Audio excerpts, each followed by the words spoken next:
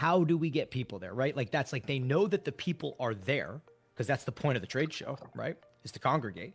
But how do you get them there? So I thought the way you broke this out was interesting to me. Supporting the community was the first, building a brand was second, and the outbound activity was third.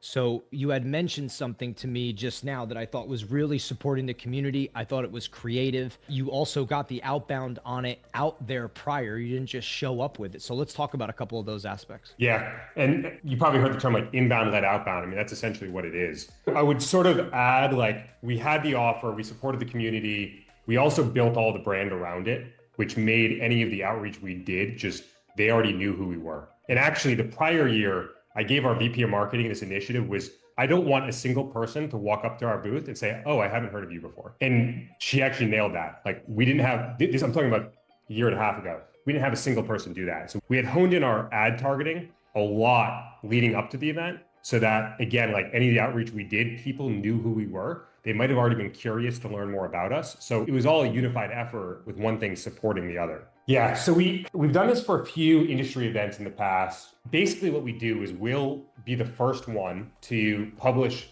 this guide. It's just basically a big blog post on our website. And we'll collect all of the sidecar events that we know about that are happening.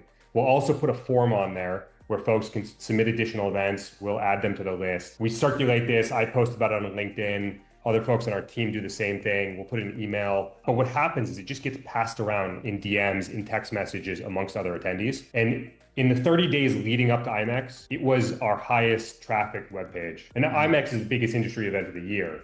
But we see the same spike with other industry events that we participate in. And then the other part of it is that because we own the page, we get to do things like put our Topgolf event at the top of it. We also will host a meetup at our booth. So in our case, we'll get a whole bunch of agency professionals together and we can push that information because we're sort of the source of truth for where all those extracurriculars are being listed and taking place. And again, there's a little bit of self-serve in that, but at the end of the day, it really is a resource for everybody who's at the event.